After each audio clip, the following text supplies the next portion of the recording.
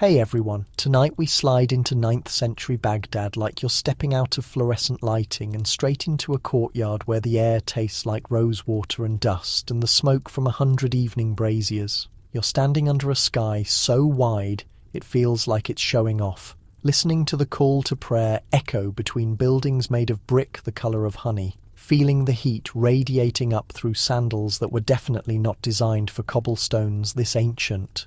Somewhere close, a merchant is already negotiating, a fountain is already promising relief you cannot quite reach, and a bird is doing that thing where it claims the entire city as its personal stage.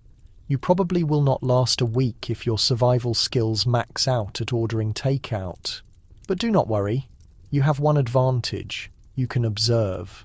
So before we go any further, take a second to like this video and subscribe, but only if this is genuinely the kind of thing that lights you up. And drop your city and the time where you are right now in the comments, because there is something beautifully strange about knowing we are all scattered across the globe, listening together. Now let's lower the lights, maybe crack a window for that cool night air, and let's slip into this journey side by side. You wake in a room that is not quite enclosed and not quite open. Mud brick walls rising around you, smoothed with plaster that might have been white once, but now leans toward cream. The kind of surface that holds the day's heat long into the night and releases it slowly, like the building itself is breathing. The room is bright, even though the sun has not fully risen, because light here does not apologise. If there is a window, it might be covered with a wooden lattice screen carved in patterns that turn sunlight into geometry, so the morning arrives already doing math. The air smells faintly of incense from the night before. Not heavy like a curtain, more like a gentle reminder that this space has been lived in by people who care about how things smell. Your throat feels dry from the heat, your skin feels like it has absorbed the dust of 1,000 journeys, and the floor beneath you is cool tile or packed earth covered with woven mats. The furnishings are deliberate, cushions low to the ground, maybe a wooden chest, brass trays waiting to be filled. Everything is arranged because space here is designed, not just inhabited, and beauty costs time but earns respect. You are probably not alone, even if you want to be. The concept of solitude is negotiable. Extended family, servants, students if you are a scholar, maybe a visitor who arrived 3 days ago and might stay 3 months, all exist in overlapping circles. Rooms flow into one another. Privacy is a luxury achieved through curtains and quiet agreement. If you thought personal space was hard to find in your world, wait until you try sharing a household where everyone knows everyone else's breathing patterns. Sound layers itself into consciousness. The call to prayer from the nearest mosque marks time with certainty, 5 times shaping the day like hands on a clock that you cannot ignore. The muezzin's voice feels like it has reach, and it does, because faith is not tucked into weekends here. It is structure, it is community, and it is also politics wrapped in devotion. This is the Abbasid Caliphate during its height, and you can feel the weight of empire in the way the city holds itself. Knowledge flows here. Power flows here. Arguments about theology and philosophy happen in markets and courtyards, sometimes polite, sometimes sharp. Being heard matters. Being invisible is only useful if you are trying to avoid trouble. You step outside into a courtyard and the sky opens above you like someone lifted a lid. The buildings around you rise 2 or 3 stories, mud brick or baked brick, some plastered and painted, some showing their bones. The morning light is already assertive, turning everything golden and unforgiving. The air tastes like bread baking somewhere distant, like spice and animals and water that has travelled through clay pipes. The ground beneath your feet is a mix of packed earth and stone, swept clean in places, dust gathering in corners. You move carefully, learning that footwear here is about protection from heat as much as from dirt. A donkey passes, laden with goods, its owner murmuring directions that sound like a song. The street is narrow enough that you can almost touch both sides if you stretch, and it curves in ways that make you lose your sense of direction within minutes. The city is a maze that knows itself. You are just visiting. Baghdad is alive with purpose. Someone carries a jar of water balanced on their shoulder. Someone beats copper into shape, the sound ringing clean and bright. Someone calls out prices for dates, for fabric, for pottery that catches light like it is trying to seduce you. A child darts past with the intensity of someone on a mission, except the mission is probably delivering a message that will be forgotten by noon. You notice how young people work here, not because childhood is dismissed, but because usefulness is survival, and survival is not optional. You pass a bathhouse already steaming because cleanliness is not just personal here, it is religious, social, and medical all at once. Mainstream fact weaves through every conversation you overhear. Ritual washing is required before prayer, and public baths serve as gathering places where people discuss everything from business to gossip while getting genuinely thoroughly clean. Your modern assumptions about medieval hygiene crash into a wall of evidence that people here care deeply about being clean in ways that are both practical and spiritual. The steam rising from the bathhouse smells like soap and sweat and something herbal you cannot name. As you walk, you see intricate tile work on doorways, and you catch patterns that repeat and evolve, geometric designs that seem to go on forever without breaking. Some of it marks wealth, some marks taste, some marks devotion. Here comes a detail that feels both mundane and extraordinary. Calligraphy is everywhere, not just in books but carved into walls, painted onto pottery, woven into textiles. Words are visual art, and the Word of God especially is treated as something that deserves beauty in its presentation. You find yourself staring at script you cannot read, and somehow it still communicates. Now you notice the city's relationship with water. Canals crisscross neighbourhoods, some for irrigation, some for transport, some just because water means life and life clusters around it. The Tigris River is the city's artery, and you can hear it if you listen, a constant low presence. People treat water with the respect of those who know what it is like when it is absent. Wells are communal treasures. Fountains are status symbols. Every drop is accounted for. Fire is less of a terror here than in wetter climates, but it still exists. Cooking fires, oil lamps, braziers for warmth on cool nights. The smell of smoke is subtle, more like incense than warning, but people stay cautious. Mud brick does not burn like timber, which is one reason the city looks the way it does. Practicality and beauty grew up together here.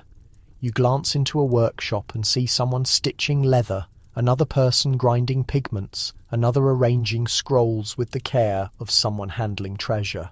Because in many ways they are. Books are not mass-produced. Knowledge is copied by hand, debated, refined, traded across continents. You are standing in a city that is a crossroads for ideas where scholars from different lands argue about medicine and astronomy and mathematics.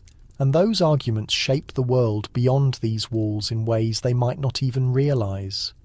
Animals move through the streets with familiarity. Camels kneel in market squares, unbothered by chaos. Horses clop past, valuable and carefully tended. Cats patrol with the authority of small gods. The line between domestic and wild is drawn clearly here, but animals are part of the city's texture, working, watching, existing alongside people in a partnership that is older than memory. Clothing around you is layered and considered. Linen and cotton for those who can afford it, wool for those who cannot. Colours vary widely, from plain undyed fabric to rich blues and reds that announce someone has money or access or both. You can read class in the drape of a robe, in the quality of embroidery, in whether someone's head covering is simple or elaborate. People here assess one another constantly, not cruelly, just practically. Who you are is written on your body, and your body moves through spaces that are designed to sort people by status, by gender, by purpose. Your posture shifts, your awareness sharpens. Clean clothes suggest care. Worn clothes suggest either poverty or the kind of work that eats fabric. Your hands tell stories. Ink-stained fingers mark a scribe. Calloused palms mark labour. Soft hands mark wealth or youth or both. You keep walking toward the noise, toward the trade, toward the place where the city's energy concentrates. Markets are not quiet here. They are symphonies of shouting, of wheels on stone, of animals complaining and people laughing and metal clanging, and 1,000 negotiations happening at once. The air near the spice merchants is overwhelming, and you decide immediately that your nose was not prepared for this level of complexity. Your stomach reminds you that you have not eaten, and the reminder is sharp.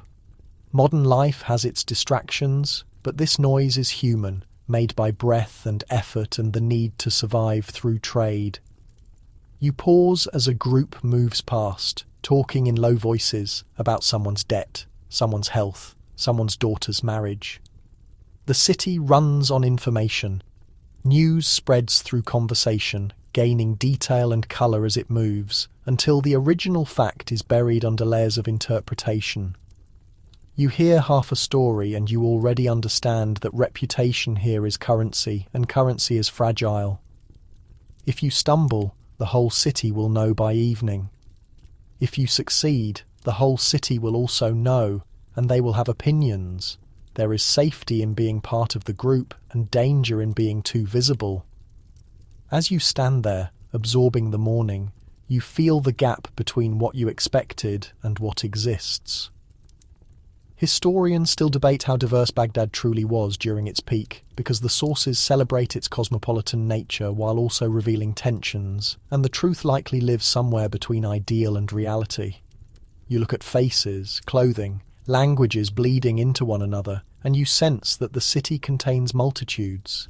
Some people blend easily, some stand apart. Some navigate carefully. Diversity is not simple, it is negotiated daily. A boy runs past with a basket of flatbread still warm and the smell pulls you like gravity. You watch him disappear into a doorway and you realise that food here is not just sustenance. It is architecture, culture, survival, and sometimes diplomacy all at once. The floor of many buildings is covered with carpets and rugs, woven with patterns that tell stories or simply please the eye. Sometimes they are practical, keeping dust down and feet comfortable. Sometimes they are wealth displayed where everyone can see. The floor is not just a surface, it is a statement. Your brain offers a thought you did not ask for. Welcome to medieval interior design, where the aesthetic is intricate and the maintenance plan involves hoping nobody spills the lamb stew. You breathe slowly, tasting dust and spice, trying not to look lost. The city keeps flowing around you, certain of its rhythms. You are learning the first truth of Baghdad in this era. Nothing is built for ease, but everything is built for meaning.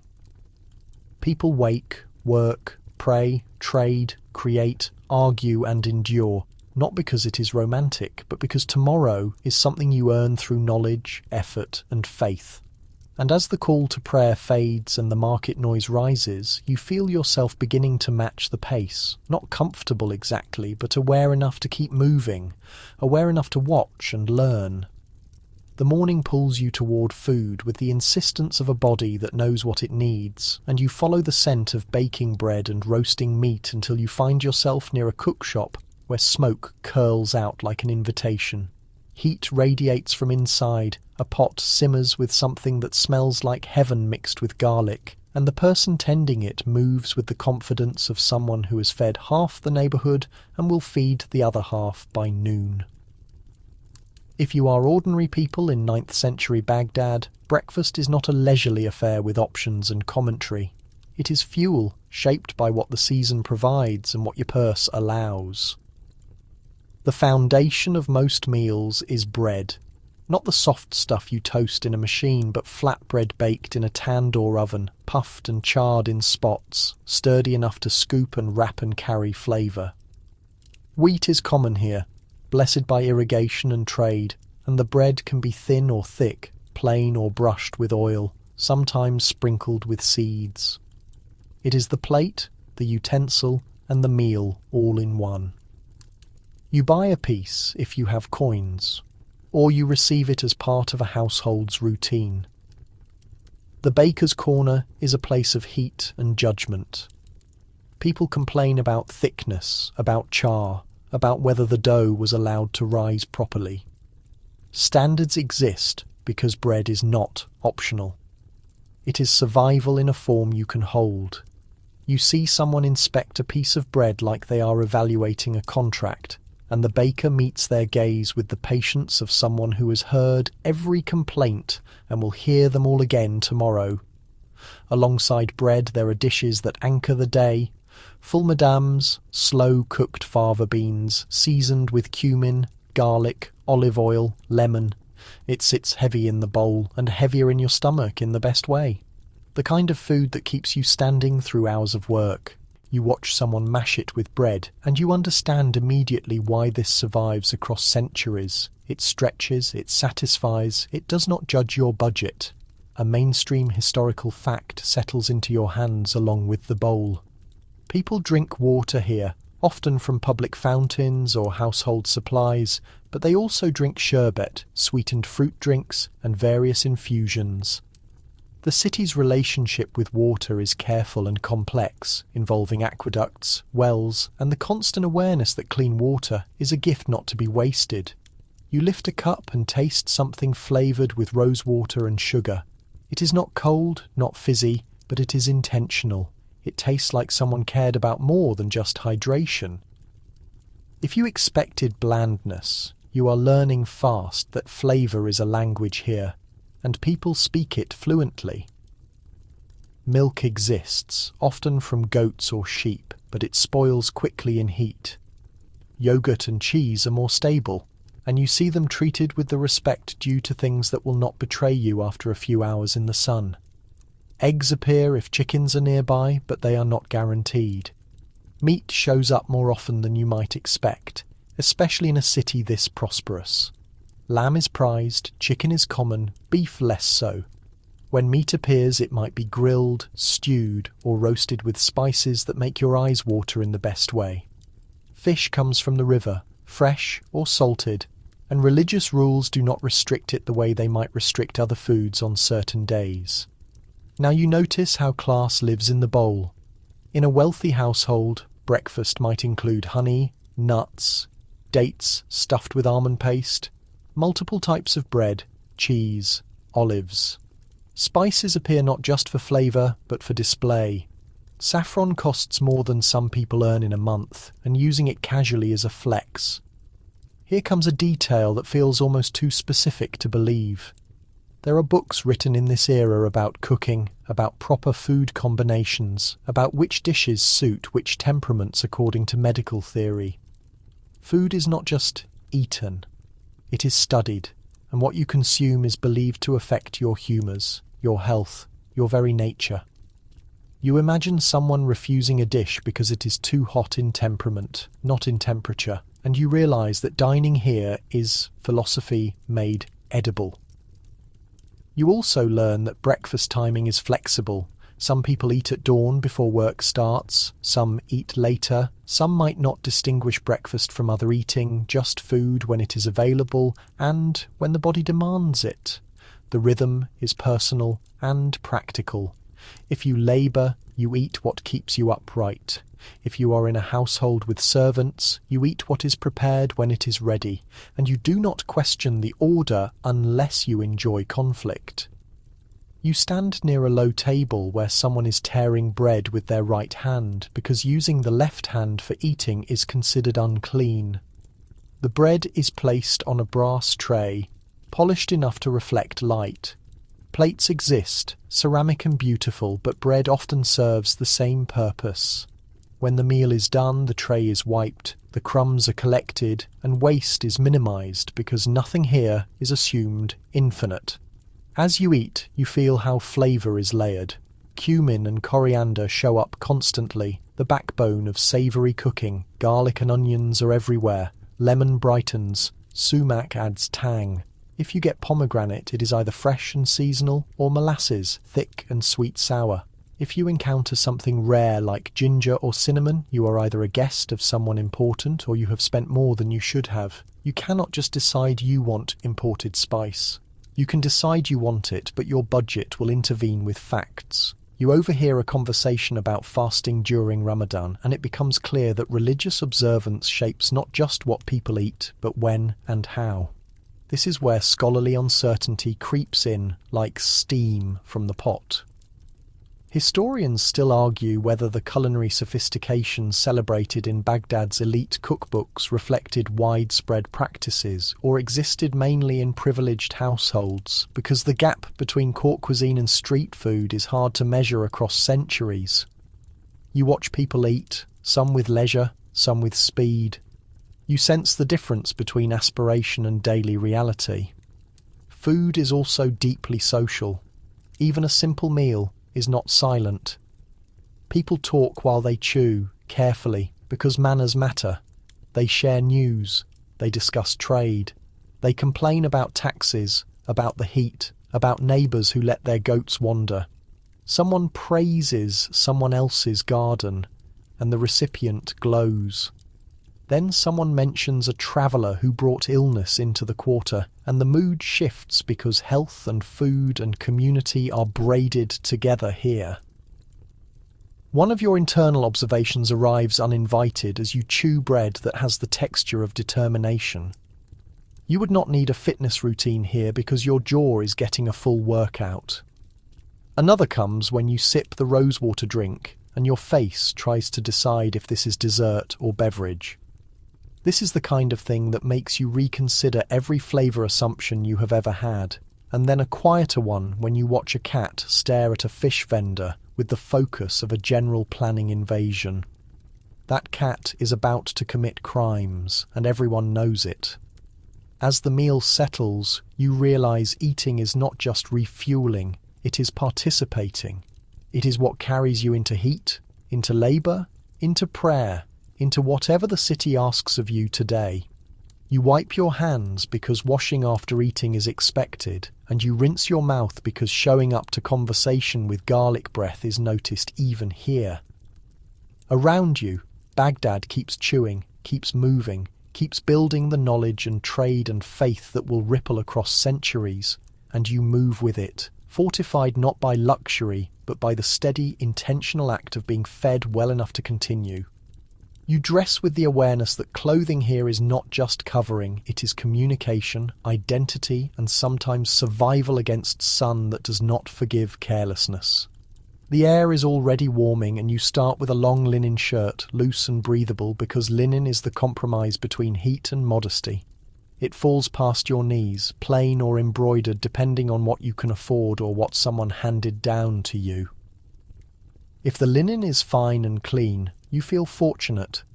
If it is coarser and patched, it still does the job, which is keeping fabric between your skin and the outer layers that might chafe.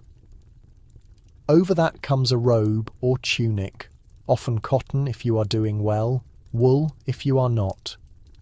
The fit is loose because tight clothing in this heat is a punishment you do not need. You adjust the folds and you learn quickly that draping matters. How you arrange fabric says something about who you are and who you want people to think you are. There are belts to cinch, sashes to tie, and the process requires patience. Your first observation arrives as you fumble with the knot. If you ever feel incompetent, remember there is a piece of cloth whose only job is to keep your entire outfit from becoming a shapeless sack. If you are working class, your clothing is durable and mended often. If you are wealthier, your clothing becomes a gallery of your success. Fabric gets finer, colours get richer. There is embroidery at the hems, along the neckline, on the cuffs. More cloth than strictly necessary is the entire point. You notice how people carry their status visibly. A merchant wears robes that swish. A scholar wears layers that suggest thoughtfulness. Even footwear speaks. Leather sandals for most, finer shoes for those who do not walk through market mud, slippers for those who stay indoors and have servants to fetch things. The city reads these details instantly, and you are learning the alphabet. And there are rules, though perhaps less rigid than in some places. Social expectations exist about modesty, about covering, about what is appropriate for public versus private spaces. Women generally wear more layers and cover their hair, though styles vary. Men cover their heads too, with turbans or caps, both for sun protection and for propriety. The idea is that the body is private in ways that clothing makes public safe. You feel the weight of those expectations as you choose what to put on. A visible ankle might invite gossip. An uncovered head might mark you as foreign or disrespectful. A neighbour who dislikes you might suddenly care very much about your hemline. Your second internal comment slips through. Imagine the drama of getting judged because your turban is tied wrong. Except the judgment is real and your reputation can shift over fabric. The garment that shapes your day depends on what you do. Labourers wear shorter robes, practical for movement. Scholars layer more, partly for dignity, partly because sitting and thinking does not require mobility. Merchants wear what announces success without tipping into arrogance, which is a narrow line.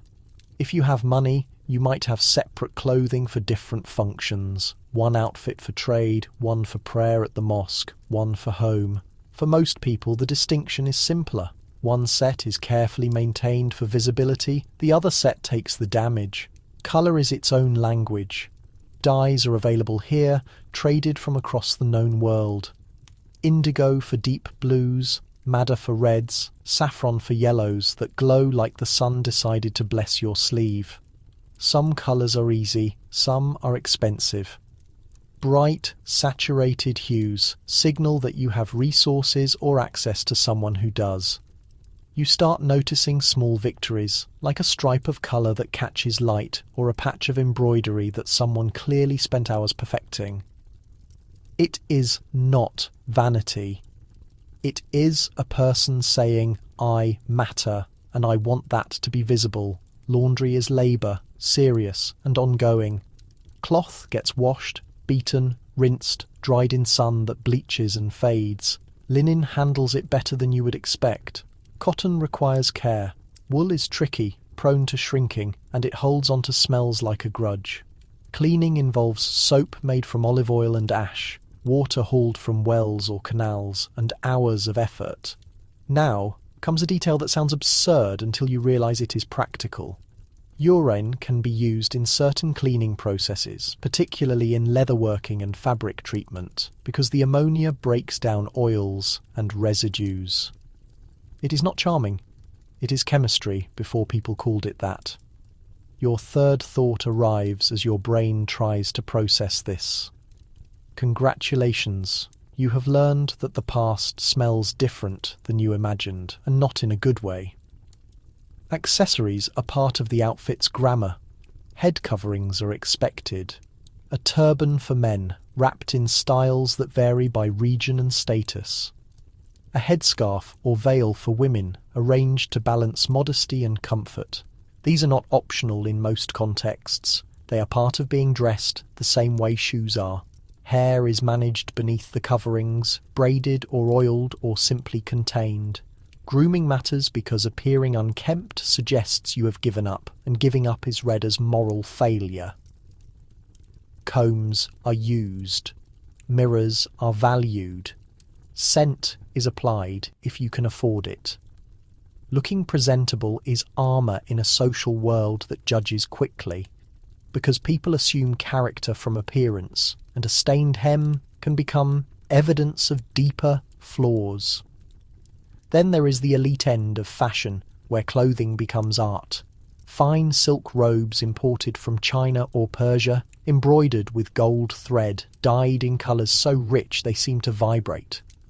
The wealthy wear their wealth, and it is impossible to miss. Turbans might be wrapped with precision and decorated with jewels. Robes might be layered 3 deep, each one finer than what most people own in total. You imagine trying to move in all that fabric, and you understand why certain people walk slowly. They are not being dignified, they are navigating textile architecture. Footwear tells its own story. Leather is worked here with skill turned into sandals, shoes, boots. Repairs are constant, soles wear, straps break. Some people wear simple sandals that they replace every few months. Others have shoes dyed and decorated worth more than a week's wages. The sound of footsteps varies. Leather on stone, bare feet on tile, the soft shuffle of slippers indoors. If you wanted your arrival to be subtle, you might be disappointed. Here, footsteps announce you. Clothing is also wealth you can carry. A good robe can be sold, a belt can be collateral, a piece of jewellery can clear a debt or buy favour. You begin to see garments as portable assets, guarded and maintained because they represent security. A tear is not the end. It is a reason to sit down with needle and thread and keep the thing alive. And yet, there is a gap between ideal and reality. Historians still argue whether descriptions of lavish clothing in courtly sources reflect daily life for most people, or whether they represent aspiration and exception, because what survives in writing is often the extraordinary, not the everyday. You look around and see variety. Some people are dressed beautifully, some are dressed practically, some are clearly making do. The gap between rich and poor is visible in thread count. When you finish dressing, you feel the outfit settle like a role you are stepping into. Your body moves differently under layers. Your awareness sharpens because eyes are always watching, assessing, interpreting.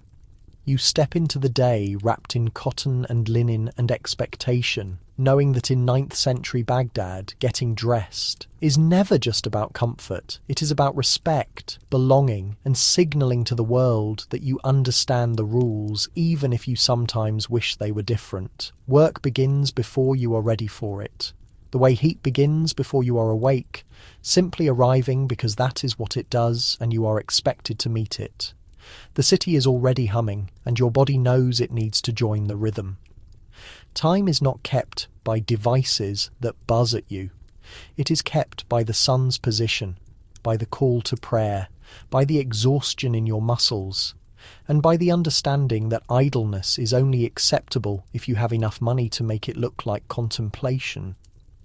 If you are outside the city in the agricultural areas that feed Baghdad, work is dictated by crops and seasons and the unforgiving reality that plants do not care about your preferences. Fields need tending, irrigation channels need clearing, date palms need harvesting. Tools are simple and effective, shaped by generations of use. Even basic tasks take hours because everything is done by hand and animal.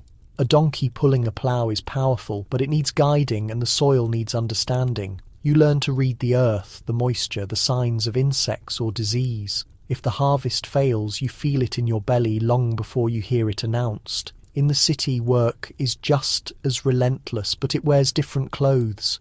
Trades have their own languages. A blacksmith's shop rings with hammer on anvil, shaping metal that will become tools, weapons, decorative work. A potter's wheel spins, turning clay into vessels that will hold water, oil, food. A weaver's loom clicks steadily, thread crossing thread in patterns that will become fabric, carpets, trade goods shipped along routes that stretch to India and beyond. Apprentices learn by watching, by failing, by being corrected until the corrections are no longer needed. One mainstream historical fact lives in the bones of the economy.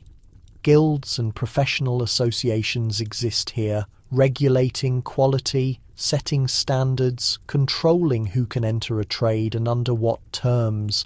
This is not open competition where anyone can claim mastery. Skills are protected, knowledge is guarded, reputation is everything. If you're new to the city, you feel the structure immediately. If you're inside a trade, you feel both protected and constrained. At the same time, work identity shows in your body. Ink stains mark a scribe.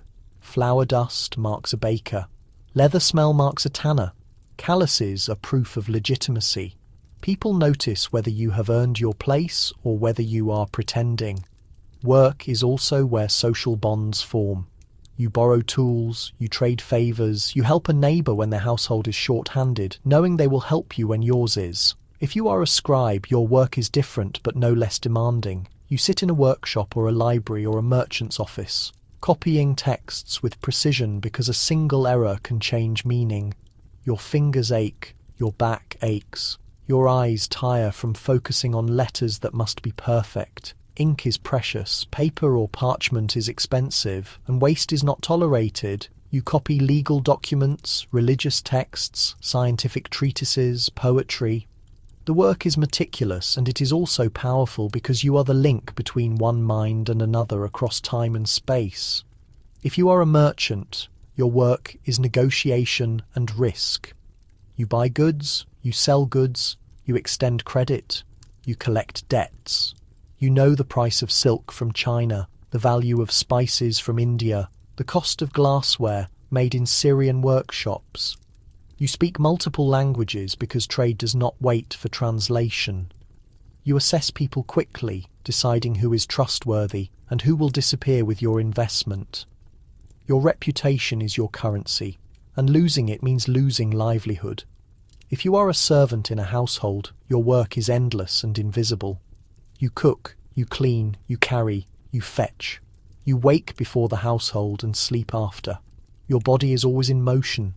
You learn the preferences of the people you serve, their moods, their expectations. You navigate hierarchies within the household, knowing that the head servant has power and that crossing them is unwise. You are fed and housed as part of your position, but you eat what is given and you sleep where you are assigned. And complaining is not an option unless you enjoy instability.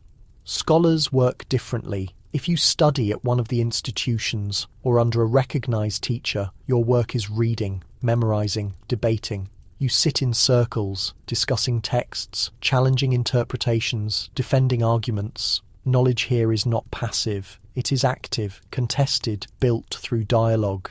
You might study mathematics, astronomy, medicine, philosophy, theology. The tools are books, astrolabes, abacuses, your own mind trained to hold and manipulate information. The work is exhausting in a different way, mental rather than physical, but no less real. If you are a woman, your work options are more limited, but not absent. You might work in textile production, spinning, weaving, embroidery. You might prepare food for sale. You might work as a midwife or a bath attendant. Wealthy women manage households, which is itself a complex task involving supervision, budgeting, social strategy. The division of labour by gender is real, but within those divisions, work still demands skill and endurance. Now comes a quirky detail that shifts your understanding. There are female scholars and poets in this era, documented in sources, though their numbers are smaller and their access is more restricted.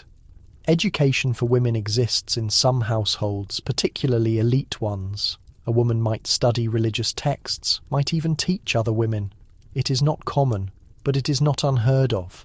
And the gap between what is typical and what is possible matters. You see the city as a series of overlapping economies. The official trade regulated by guilds and authorities, the informal trade happening in alleys and homes. The exchange of favours and services that never involves coins, but still holds value. A baker gives bread to a regular customer on credit. A scribe copies a letter in exchange for a meal. A neighbour watches children while another neighbour works. The system is formal and informal at once, and navigating it requires understanding both the rules and the gaps. Payment comes in many forms. Coins, silver dirhams mostly, sometimes gold dinars for larger transactions. But also goods, because barter still functions. Also promises, because credit is how business operates when money is not always liquid. You learn to assess value quickly, to know when a trade is fair, to recognise when someone is trying to cheat you in ways that are just subtle enough to deny. Work is also where status is performed and questioned. A scholar sits while others stand. A merchant dresses well to signal success. A labourer might resent both, quietly while still depending on their patronage or employment. The city contains tension between those who work with their hands and those who work with their minds, between those who produce and those who trade, between those who serve and those who command. And there is debate among historians about how rigid social mobility actually was during this period, because sources highlight exceptional cases of people rising through skill or scholarship or luck, but the structure itself seems designed to keep most people in their inherited roles. You watch and you see both movement and limits. Someone's son becomes a scholar, someone's daughter marries into a merchant family, but these are stories worth telling because they are uncommon.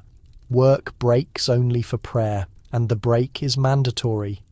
When the call sounds, you stop, you wash, you pray. The rhythm is built into the day 5 times, like punctuation. If you are not Muslim, you still feel the pause, the shift in the city's energy as people step away from labour toward devotion. The market quiets, the workshop stills. Then it resumes. By midday, the heat is serious. Work slows, people retreat to shade. Some trades continue because furnaces do not care about comfort and bread does not bake itself. But the pace shifts. You learn to move during cooler hours and rest when the sun is most aggressive, because fighting the heat is a battle you will not win. As the day stretches, you feel work as both trap and dignity. It exhausts you. It also gives you place, purpose, identity. You are not just a body in the city. You are a function, a role, a contributor. The work you do ties you to others doing similar work, creates networks of mutual dependence and sometimes mutual resentment. You wake up, and the first thing that hits you is the noise. Not alarm noise, not traffic noise, but the kind of sound that comes from too many people doing too many things in spaces that were never meant to hold this much life. Colonial America does not ease you into the day.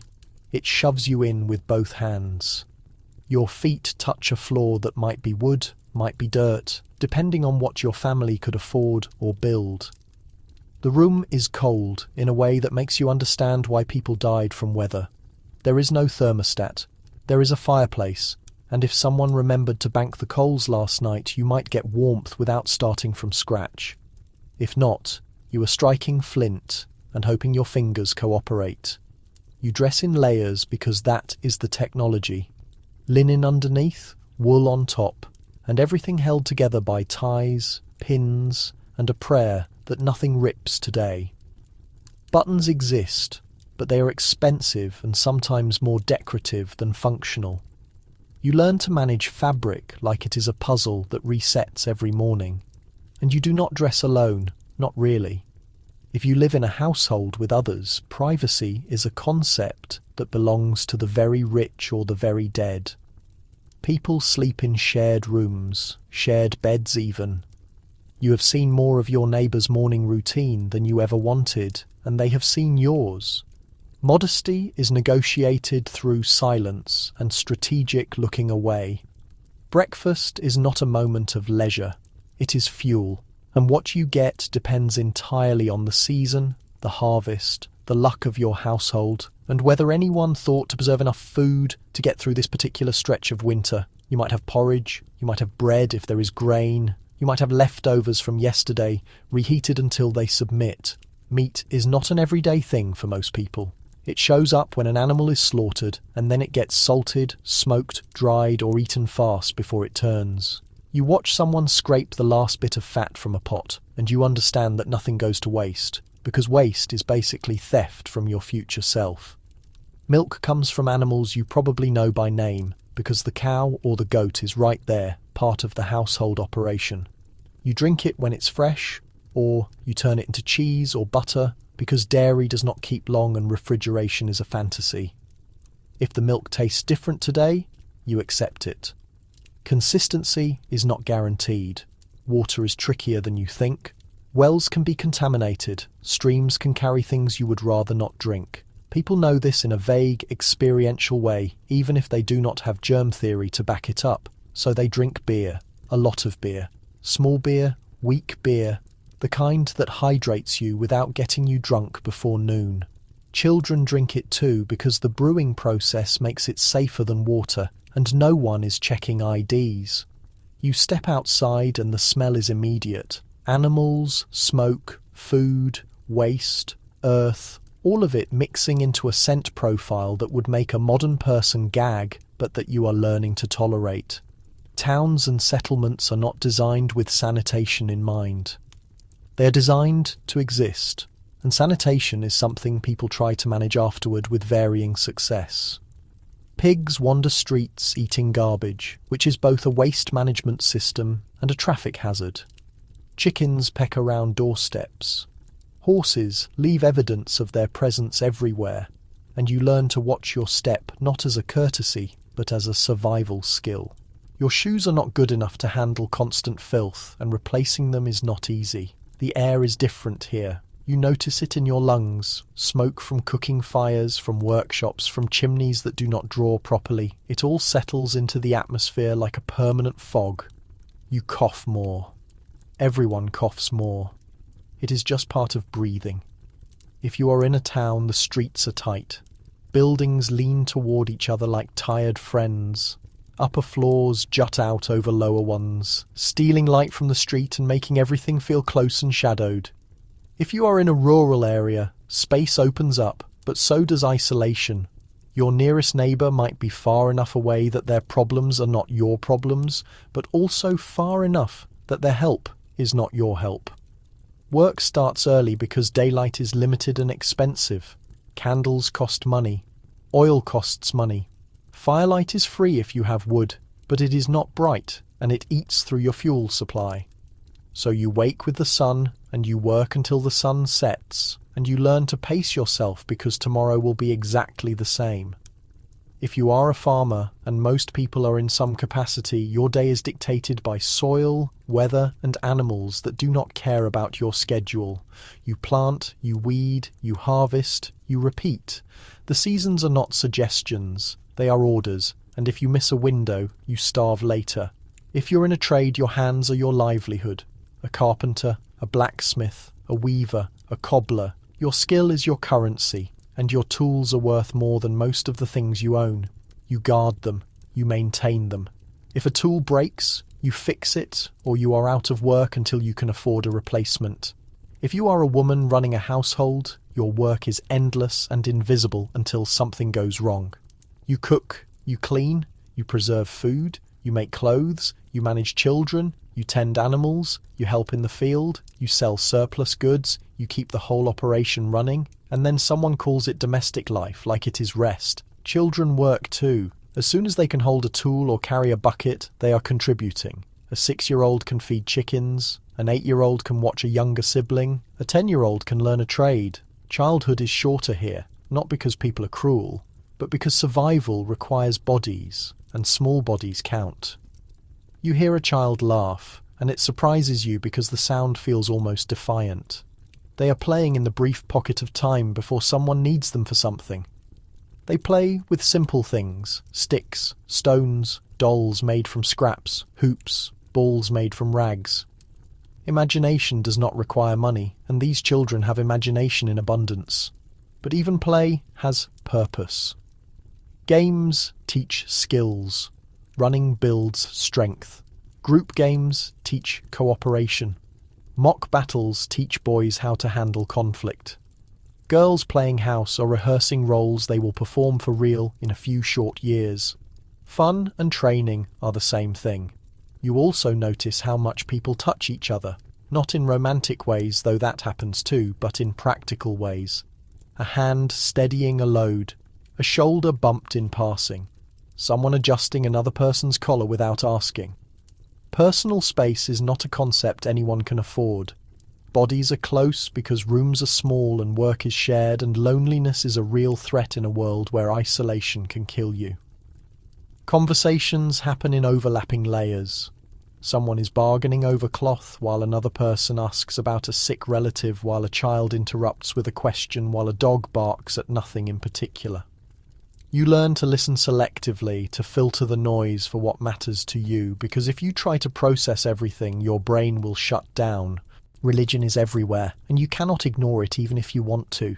The church is not just a Sunday obligation. It is law, culture, calendar, and community centre all at once. You go to services because everyone goes to services, and not going gets you noticed in ways that make life harder.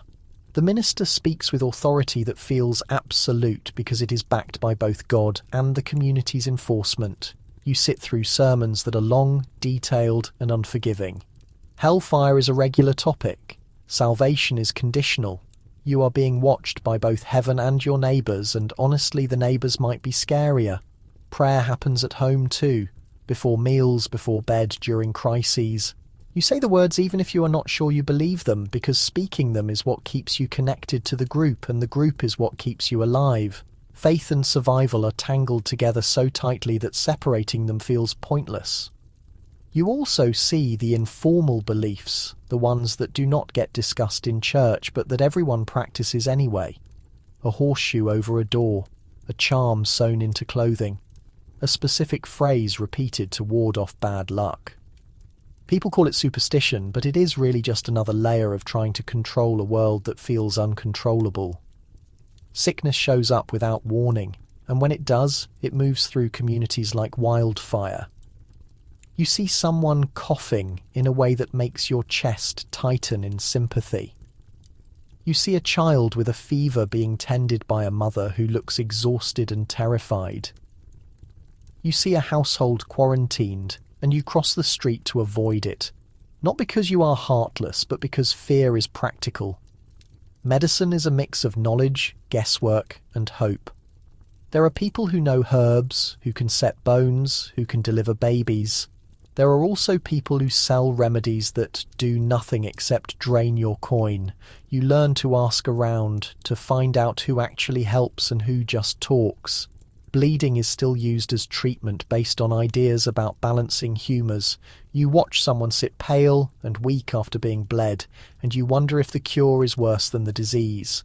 But the person insists it helped, and maybe belief is part of the healing, or maybe they are just trying to justify the pain. Pregnancy is both normal and terrifying. Women give birth at home, attended by midwives and female relatives.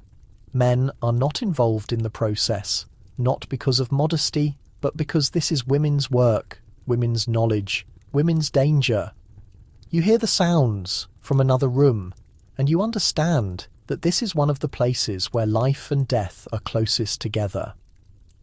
Infant mortality is high enough that people name children carefully, sometimes waiting until they're sure the baby will survive. It is not coldness. It is protection against grief. You see a mother holding a baby with a mixture of love and caution, and you recognize the look of someone who has lost before. Death is more visible here. It happens at home. Bodies are prepared by family. Funerals are community events. You walk past a burial ground and see fresh dirt, and you keep walking because stopping to mourn every grave would mean never moving forward. Yet people do mourn. They mourn deeply in ways that show up in letters, in silences, in the way a parent flinches when someone mentions a lost child's name. Grief is real, even when it is common. You find yourself in a tavern, which is less about alcohol and more about being a public living room. People gather here to talk, to trade, to hear news, to argue. The ale is warm and yeasty, and you drink it because everyone else is drinking it, and refusing would mark you as strange. Someone is telling a story, embellishing wildly, and the crowd is loving it. Truth is flexible when entertainment is scarce. You hear rumours about the government, about neighbours, about events happening far away. Some of it is accurate. Most of it is not, but it circulates anyway, shaping opinions and decisions. Politics feels distant and immediate at the same time. Distant because the centres of power are far away, across an ocean in some cases. Immediate because local decisions affect your daily life in ways that are impossible to ignore. Who gets elected to local positions matters. Who enforces laws matters. Who controls land and trade matters. You hear people complain about taxes, about regulations, about authorities who do not understand their struggles. The complaints are specific and passionate, and you realise that political frustration is not a modern invention. People have always resented being told what to do by people who do not live their lives. There's also a strange pride in the colony itself. People talk about building something, about creating a society, about proving that they can survive and thrive in a place that tried very hard to kill them when they first arrived. It is a pride mixed with exhaustion, but it is real. You notice how much status matters. Who you are, who your family is, what you own, these things determine how people treat you. Deference is expected from the lower toward the higher. A servant does not meet a landowner's eyes directly. A child does not interrupt an adult. The hierarchy is visible in posture, in speech, in who speaks first. But hierarchy also has cracks. A skilled craftsman might have more practical power than a gentleman who inherited land but does not know how to manage it. A woman running a successful business might command more respect than her official legal status suggests. The system is rigid, but people find ways to work within it and sometimes around it. You see someone being punished publicly, and the crowd watches because that is the point. Shame is a tool. A person in the stocks is not just being restrained. They are being displayed, reminded of their place, warned against future transgression. You do not look away because looking away would be noticed. Crime is dealt with swiftly and visibly. Theft can get you whipped. Repeat offences can get you branded. Serious crimes can get you hanged. The justice system is not about rehabilitation. It is about order, about making examples, about keeping the community in line through fear and spectacle. Yet people also help each other in ways that feel genuine. A neighbour brings food when someone is sick. A community rebuilds a barn after a fire. People lend tools, share labour, offer advice. The harshness of life makes cooperation necessary, and cooperation builds bonds that matter. You walk past a group of people raising a house frame, moving together with coordinated effort. No one is paying them. They are helping because next time they will need help. Mutual aid is not charity. It is insurance. As the day fades, you feel the weight of it in your bones. Your body aches from work that did not stop. Your mind is full of faces, names, interactions, small transactions that add up to survival. You are tired in a way that is total, that makes sleep feel less like rest and more like collapse. But you also feel connected. You are part of something, whether you like it or not. The community knows you. You know them. Your actions affect others. Their actions affect you. It is claustrophobic and comforting at the same time. You lie down in the same shared space you woke up in, and you listen to the sounds of other people settling in for the night. Someone snores, someone shifts, a baby whimpers and is soothed. You close your eyes, and you know that tomorrow will be the same work, the same struggles, the same small victories. Colonial America does not offer you ease. It offers you a role, a place, a set of expectations that you either meet or explain why you cannot. It is a life built on repetition, on endurance, on the quiet determination to keep going, even when everything is hard. And somehow people do keep going. They laugh, they love, they create, they survive, not because they are special, but because they do not have a choice, and because not having a choice can make you stronger than you ever thought possible.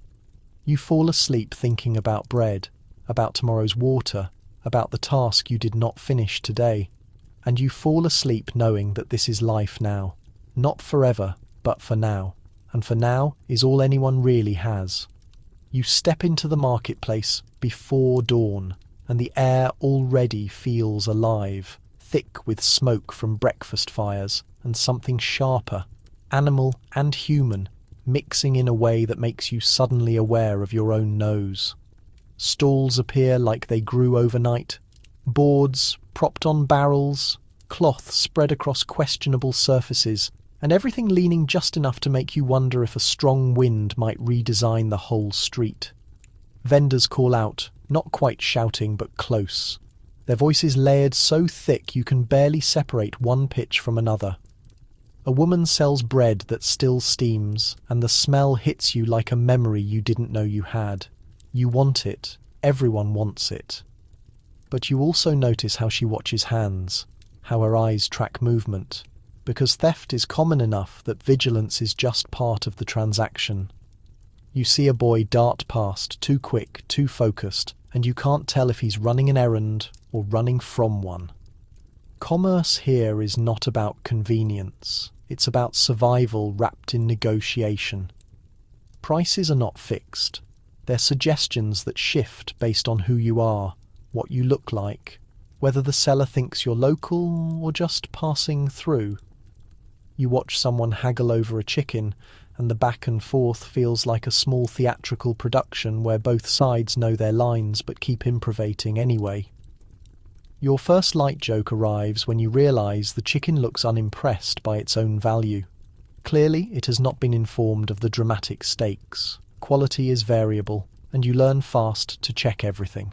Cloth might have holes, meat might be borderline, vegetables might be yesterday's hope. There are no labels, no guarantees, no return policies. You buy what you see, and if you don't inspect it first, that's a lesson you pay for. People bring goods from the countryside, from other towns, from their own backyards. A farmer unloads turnips that look like they survived a personal battle with the soil. Someone else offers eggs nested in straw, each one a fragile gamble. You notice hands, rough and cracked, exchanging coins that have been handled so many times they're worn smooth. Money moves, but slowly, and a lot of business happens on credit, on promise, on the understanding that you'll settle up later, because nobody has enough cash for everything right now. Barter still happens too. You see someone trade a service for goods, a repair for a meal, labour for cloth. The economy is not purely monetary, it's relational. Who you know matters as much as what you own. And if you're new, if you're an outsider, you feel it in the extra scrutiny, the slightly higher prices, the slower trust. Regulations exist. There are rules about weights and measures, about fair trading, about what can be sold where. Officials sometimes check, sometimes they don't. You see a merchant adjust his scale when he thinks no one is watching, and you realise enforcement is inconsistent, which means the market runs partly on honour and partly on the hope you won't get caught.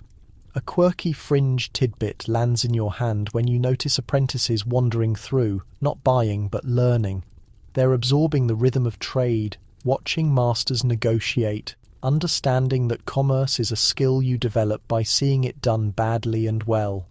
One boy mimics a vendor's pitch under his breath, testing the cadence, and you can tell he's already imagining his own stall someday. Food is central, obviously, because hunger is not abstract. You see people buying just enough for today, maybe tomorrow. Storage is limited. Preservation is tricky. You eat what's in season, or you eat what's been salted, dried, or pickled into submission. Fresh fruit is a luxury, unless you're near an orchard, or it's harvest time. Meat is expensive.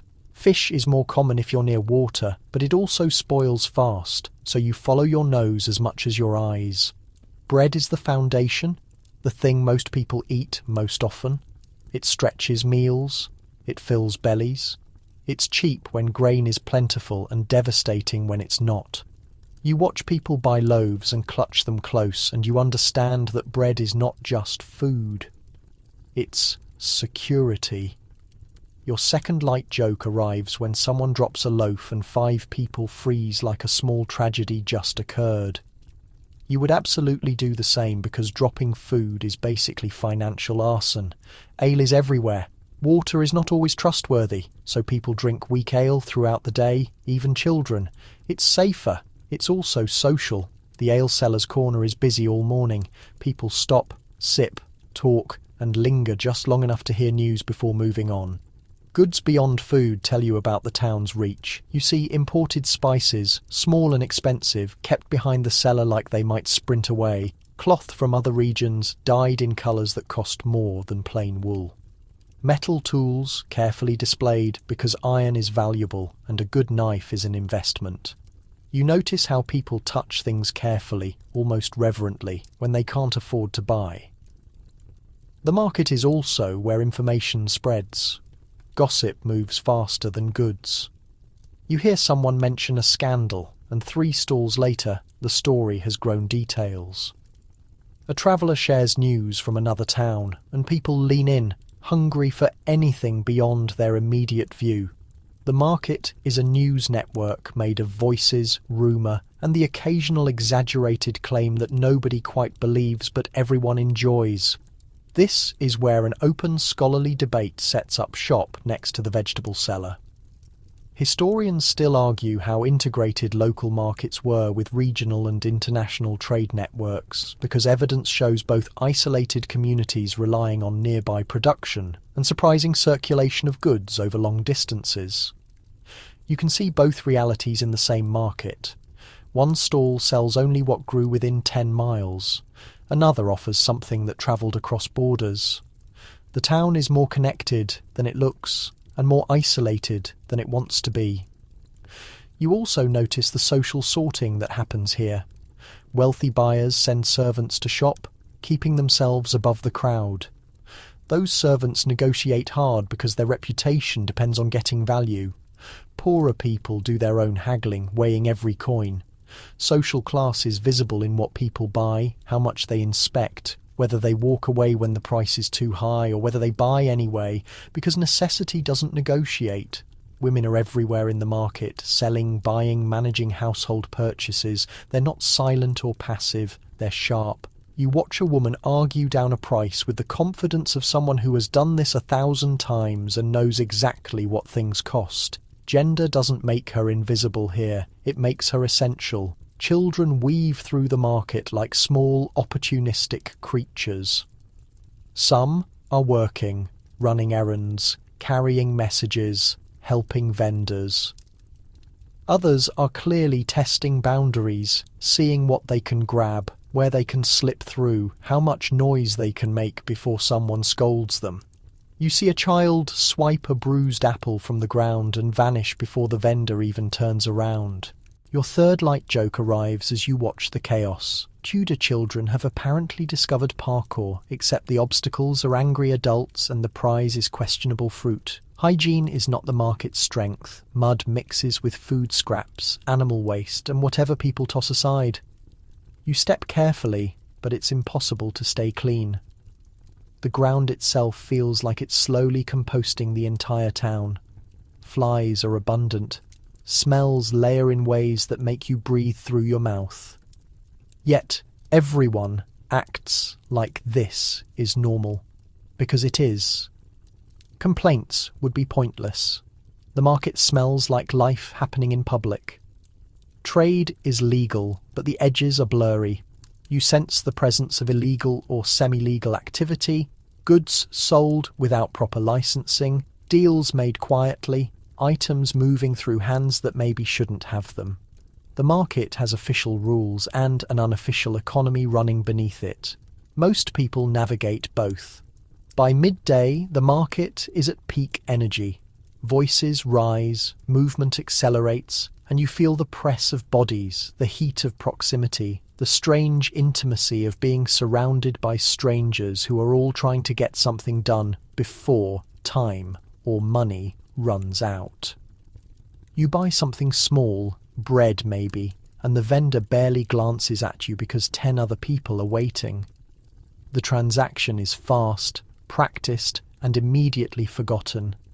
As you leave, your ears still buzzing with noise, you realise the market is not just commerce. It's theatre, gossip network, social map, survival system, and daily proof that people will gather, argue, trade, deceive, trust, and somehow make it work. It's chaotic, and it's fragile, and it's also the heartbeat of the town, loud and relentless, and absolutely necessary. You step through a doorway into a workshop, and the first thing that hits you is the smell, oil, metal, wood shavings, sweat, something burning that probably should not be burning, all compressed into air that feels thick enough to chew.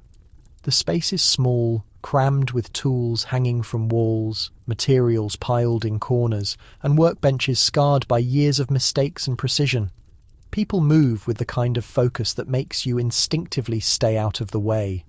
Work here is not a job you clock into, it's identity, it's survival, It's the thing that keeps you from slipping into poverty or worse. And it's also the thing that can break your body if you're not careful, which you won't always be because careful takes time and time is something you can't afford to waste. A master craftsman works at the center of the space, hands moving with a speed that looks effortless until you try to follow the motion and realize how much skill is hiding inside that ease. An apprentice watches, mimics, fails, tries again.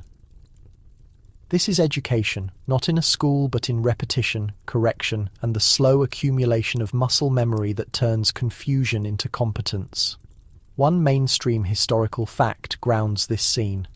Apprenticeship is a common path into skilled trades, with young people living and working under a master for years, bound by formal agreements that dictate terms of training, behaviour, and eventual independence. It's structured, but it's also deeply personal. The master controls your time, your learning, your reputation. If the master is fair and skilled, apprenticeship is opportunity. If the master is cruel or careless, apprenticeship is endurance. You watch an apprentice get scolded for a mistake, and the scolding is sharp, public, meant to stick. Shame is a teaching tool. You feel the sting of it even from across the room. Yet moments later, the same apprentice receives a nod of approval for something done right. And that nod carries weight because praise here is earned, not given freely. Your first light joke arrives when you imagine a modern performance review in this setting. Instead of a yearly meeting, you just get yelled at in real time and also you live with your boss. Fantastic system, no notes. The tools are simple but essential. A hammer, a blade, a needle, a saw, whatever the trade requires. People care for tools like they're extensions of their own hands, because they are. A broken tool can mean lost work, lost money, lost time. You see someone oil a blade with the concentration of a surgeon, and you realize that in a world without replacements on demand, maintenance is survival. Materials are expensive. Waste is unacceptable. Every scrap of leather, wood, metal, or cloth is used, reused, or saved for something later. Nothing is casual. An offcut that looks like garbage to you is valuable to someone who knows how to use it. Efficiency is not about speed, it's about making sure nothing is lost. The rhythm of work is long. People start early, before full light, and work until the light fades or until the task is done, whichever comes last. Breaks are short. Meals are functional. You eat to keep working, not to enjoy the experience, though people still talk, joke, complain, because even labour needs moments of release. Women work too, often in roles that are undervalued but necessary. Spinning, sewing, food preparation, brewing, washing, childcare, household management. The work is constant and often invisible in records, but the household and the economy would collapse without it. You see a woman spinning thread while also watching children and managing a pot over the fire, and you realise she's operating 3 jobs simultaneously with 0 recognition and probably 0 pay. This is where an open scholarly debate pulls up a stool and sits down heavily. Historians still argue about the extent of women's economic participation and autonomy, because records often focus on men's work while women's labour gets categorised as domestic duty, even when it's producing goods for sale or contributing directly to household income. You can see the gap between what's recorded and what's real just by watching who's actually working. Guilds control some trades, setting standards, protecting members and excluding outsiders. If you're in the guild, you have structure, support, and a network. If you're not, you're vulnerable. Guilds can be protective, or they can be gatekeepers that make it hard for newcomers, women, or anyone who doesn't fit the established pattern to break in. You notice how work also defines social space. A blacksmith shop sounds different from a tailor's space. A bakery smells different from a tanner's yard, which smells so aggressively bad that you understand why tanners are often pushed to the edges of town. The work you do shapes where you live, who your neighbours are, how people perceive you. A quirky fringe tidbit appears when you notice marks on a beam, small scratches or symbols that might be maker's marks, protective signs, or just the boredom of someone who worked here decades ago. People leave traces in the spaces they occupy, intentional or not, and those traces pile up into a kind of unspoken history that nobody writes down, but everybody contributes to. Your second light joke arrives when you see someone take a break by sitting on the floor and staring at nothing for exactly 90 seconds before standing up and getting back to work. You recognize that energy. That's the universal worker's meditation, ancient edition. Injury is common. A slip with a blade, a burn, a crushed finger, a strained back. Medical care is limited. People work through pain because stopping means losing income. You see someone bandage a cut without pausing the task they're doing, and it's both impressive and deeply concerning. Children are part of the workforce early. They start with small tasks, fetching, carrying, cleaning, and gradually take on more responsibility. Childhood and labour are not separate categories. A child's value is partly measured by usefulness, which is harsh, but also how the household survives. You watch a small child sweep a floor with intense concentration, like they're performing surgery, and you feel the weight of expectations even in something simple. Seasonal work shifts the rhythm. Harvest time in rural areas means everyone works, all hands, long hours, because the window is short and the consequences of failure are hunger. In towns, seasons affect trade, construction, availability of goods. Work is not uniform across the year. It swells and contracts based on weather, demand, and survival needs. Payment is inconsistent. Some workers receive wages, some receive goods, meals, or housing as part of compensation. Some work on credit or promise. Some never get paid what they're owed, and legal recourse is complicated, expensive, and not guaranteed to help. Power imbalances are everywhere, and workers with less status have fewer tools to fight back when they're cheated. Your third light joke sneaks in when you think about labour rights. Imagine trying to file a complaint in an era where the complaint department is just a guy who might also be the person you're complaining about. Efficiency redefined. You also notice pride. People take pride in good work, in a well-made object, in a skill mastered. Even when conditions are hard, there's satisfaction in creating something functional, beautiful, or necessary. A finished product is proof of capability. It's evidence that you exist and that you contribute. This is also where identity forms. You're not just a person. You're a baker, a weaver, a carpenter, a brewer. Your trade is your introduction, your reputation, your place in the social structure. It's how people remember you and how you remember yourself. Work is not separate from life. It is life, structured, demanding, and relentless. As the day's work winds down, you see people clean tools, put things away, prepare for tomorrow. The space shifts from active to resting, but it never feels truly empty. The work is always there, waiting, and everyone knows that rest is temporary. Tomorrow, the rhythm starts again. Hands moving, tools shaping materials, voices calling out instructions, and the steady hum of people trying to turn effort into survival, one task at a time. You learn fast that the city runs on who you know and what you can prove. In a merchant's world, there are layers. A factor might handle overseas deals and correspondence. A bookkeeper commands the ledger like a battlefield. A porter moves cargo with the silent efficiency of someone who knows every shortcut. A clerk files documents and keeps the paper trail clean. In smaller operations, one person juggles it all, carrying messages, negotiating prices, smoothing over mistakes, covering for the boss, and taking blame when numbers don't add up. The business survives on rhythm, and rhythm requires planning. Goods are catalogued, storage is mapped, samples are preserved, contacts are maintained. You see locks on warehouses, and you understand why. A warehouse is a vault. It holds inventory, contracts, cash reserves, and anything that would hurt to lose. Access matters. The person who controls access controls leverage. It is a subtle economic power that can determine who profits and who waits. Here comes a sharp detail that makes the idea of hierarchy feel almost physical. In some firms, coffee and lunch breaks are distributed by seniority, with specific allowances for different employees or partners. And these allowances become political statements. Imagine your career being measured in sandwich quality assigned by rank. You watch someone accept their portion without comment, but you sense the mental arithmetic underneath. Is this respect? Is this enough?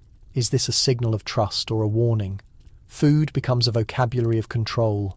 A manager or owner is expected to run the operation, and running it includes enforcement. Standards cover punctuality, dress code, expense reports, communication style, and professional conduct. Employees can be reprimanded for sloppiness, dishonesty, insubordination, inefficiency, or perceived misconduct. Yet leadership also depends heavily on workers' competence. A company cannot function without execution. That creates a complicated relationship where reliance flows in both directions. But power is not equal. You watch the daily choreography. Emails must be answered, files must be organised, calls must be returned, floors must look presentable, meetings must be scheduled, coffee must be made. Presentations must be polished, reports must be proofed. Nothing runs itself. Each obligation takes time, and time is always scarce. When clients visit, the office shifts into performance mode. People move with urgency. Desks get cleared. Outfits get checked. The company's reputation is being evaluated. This performance extends to behaviour. The way an employee sits, the way they phrase things, the way they maintain eye contact or defer appropriately, all matters. A well-run office is a demonstration of credibility. Chaos is embarrassing, so the pressure to project order can be exhausting, and that pressure lands hardest on those doing the invisible work. Your first light joke appears as you watch someone format a spreadsheet for the third time. This is basically corporate customer service, except the customer is your employer and they also control your health insurance. You also notice the emotional economy. Favour matters. An employee who is trusted might get better assignments, better opportunities, and protection when things go wrong. An employee who is disliked might get the grunt work and the quickest blame. Gossip inside an office can cut deeper than gossip outside. People form coalitions. They compete for visibility. They whisper about who is close to the CEO, who is on thin ice, who might be leaving soon. Your second light joke arrives when you realise how familiar this is. You have entered a workplace, and yes, there is drama, except the drama affects your rent. Internships blur into employment too. An intern works for experience, eats lunch at their desk, and learns the industry through constant observation. They may be mentored genuinely or exploited quietly, or both. Expectations are steep. Mistakes can bring harsh feedback or dismissal. Yet interns also gain credentials and networks that can shape their trajectory. You see a young intern reviewing a task with obsessive precision because failure is not just embarrassing, it is the risk of being cut loose and losing months of investment. The workplace also exists within a broader professional community. People notice how a company treats its workers. They notice whether leadership is abusive, whether wages are fair, whether employees seem burned out, but they also notice whether workers behave professionally, whether they gossip publicly, whether they overstep, whether they cut corners. A company's internal culture leaks into industry reputation in small ways, and the industry forms judgments. This is where a serious debate sits at the centre of the conference room. Economists still argue whether modern employment is generally experienced as exploitation or as a beneficial structure that provides income and mobility. Because evidence shows precarity and exhaustion for many, yet also reveals cases where work leads to skills, savings, and career advancement. You can see the duality.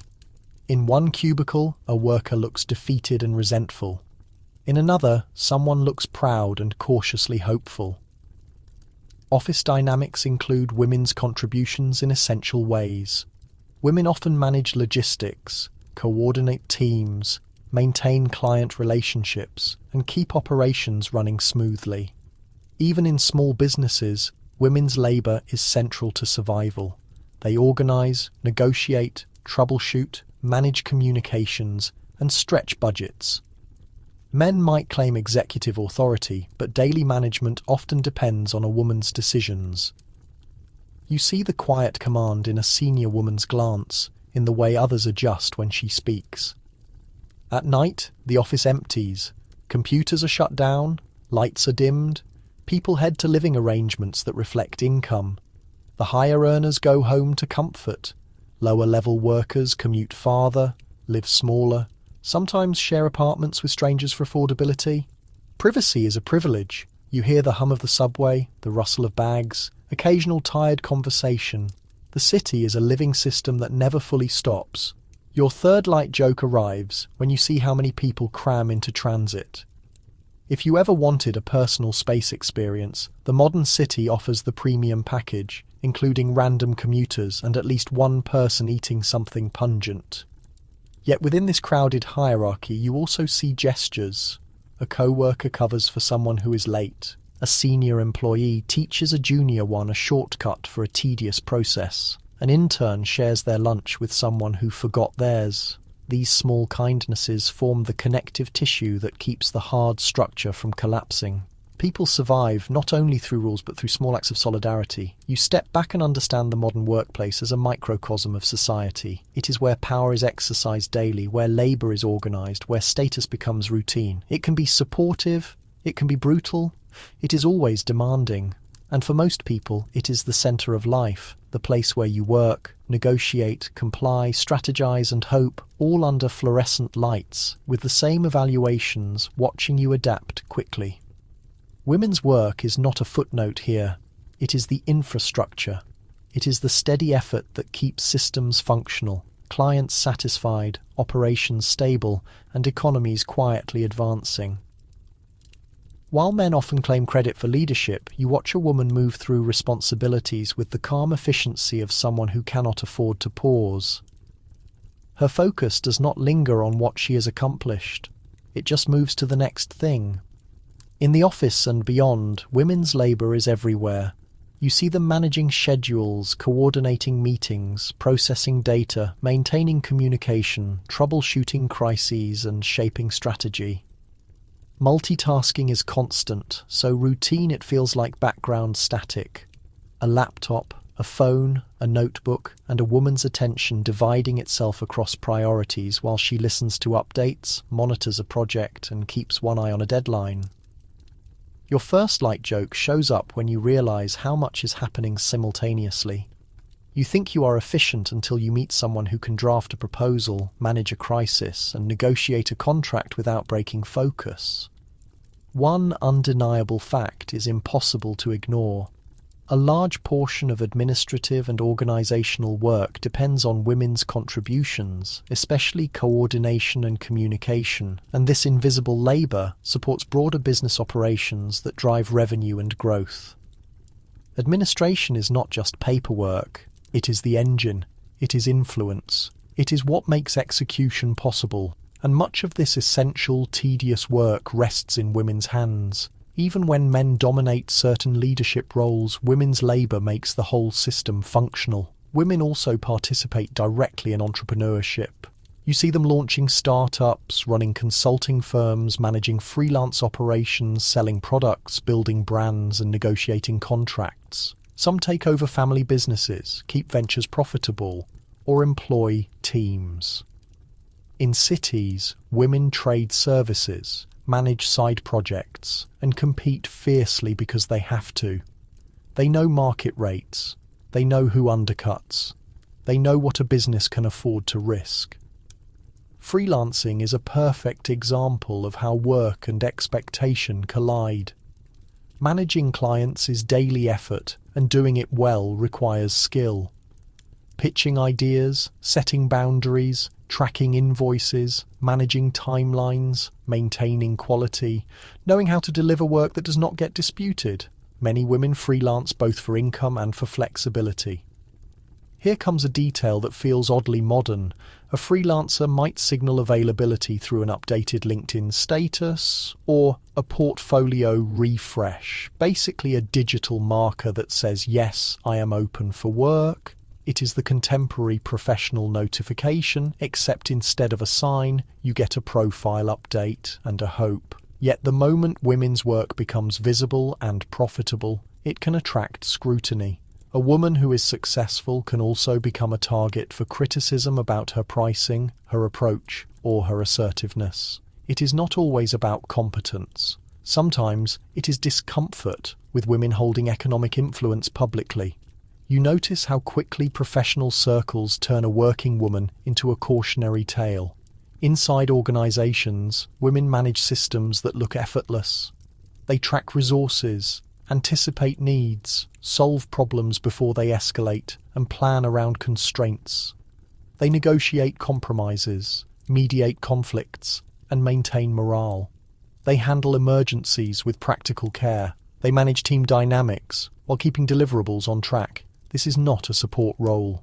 It is leadership, production, and crisis management, daily. Men's expectations sit heavily on top of this. A man is expected to lead, to provide vision, to command respect. Masculinity is tied to authority, visibility, and control of outcomes. You see men assert dominance through tone and posture.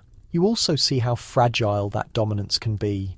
A man without clear wins can become defensive, competitive, or dismissive because professional judgment is harsh. If he cannot deliver, he risks humiliation. That pressure shapes how he treats colleagues. Your second light joke arrives when you watch a man insist he is leading while a woman quietly manages the timeline, the budget, and the stakeholders. Yes, he is absolutely the visionary, and she is just building the vision, fixing the problems, and also making sure it actually happens while he takes meetings. Women are expected to be collaborative, pleasant, and hard-working.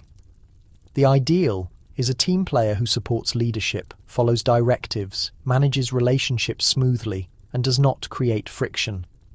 That ideal is reinforced in performance reviews, feedback, and professional norms. Yet daily reality often requires women to push back, advocate, disagree, and act decisively. Success does not always match the script. When a project is failing, when resources are limited, when a decision threatens stability, a woman's judgment matters. The workplace might value her competence and still penalize her for being too assertive. You see the double bind in how quickly a confident woman is labeled difficult. Legal frameworks shape the boundaries of women's autonomy. Working mothers face policy gaps around parental leave and childcare support in many contexts, while women without children often gain more flexibility but face different stereotypes. That difference gives motherhood a complicated professional edge, caregiving mixed with career penalties. Some mothers thrive, balancing both with formidable skill. Others struggle, depending on resources and workplace culture. The same identity can mean resilience or vulnerability, and it shifts constantly. Work is also tied to the body. Pregnancy, postpartum recovery, and caregiving are real factors, and they do not pause professional obligations. Women work through pregnancy when possible. Other women cover when absence is necessary. The system depends on this informal support. Yet when something goes wrong, blame can land on the woman navigating it because institutions want someone accountable. Your third light joke comes quietly as you watch a mother join a video call while managing a toddler off-screen.